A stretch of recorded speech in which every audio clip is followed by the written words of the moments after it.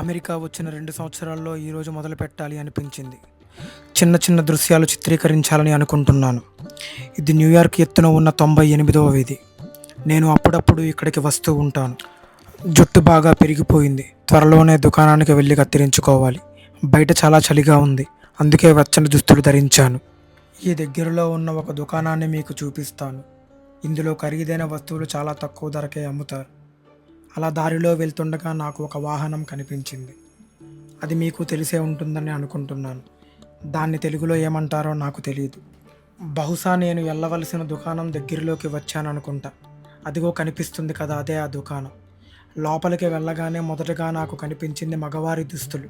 మగవారికి కావలసిన అన్ని రకాల దుస్తులు ఇక్కడ లభిస్తాయి. అది కూడా చాలా తక్కువ ధరకి. ఇవన్నీ చాలా విలువైనవి. ఎందుకు ఈ తక్కువ ధరకి ఇస్తారో ఎవరికీ తెలియదు.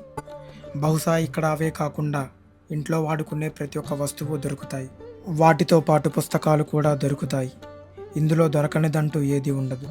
ఇక్కడ కనిపిస్తున్నవి ఆడవారి దుస్తులు, వారు వాడుకునే చెప్పులు.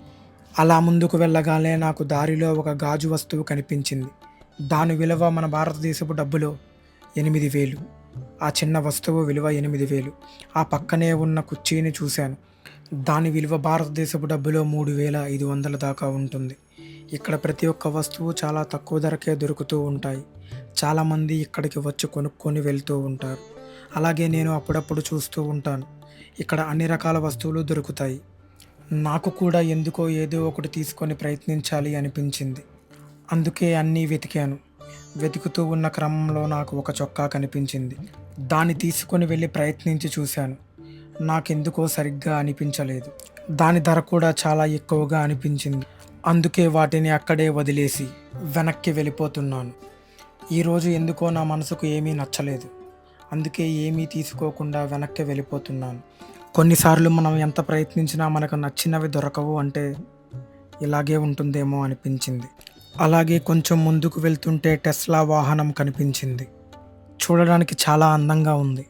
అందుకే దానిని మీకు చూపిస్తున్నాను. నా ఈ ప్రయత్నం ఏమిటో నాకు తెలియదు, కానీ నాకు ఇప్పటి నుంచి కనిపించిన ప్రతి ఒక్క దృశ్యాన్ని చిత్రీకరించి మీకు చూపిస్తాను. ప్రతి ఒక్కరూ మొదటి దిశలో తప్పులు చేయడం చాలా సహజం. అటువంటి తప్పులు ఏదైనా ఉంటే క్షమించండి.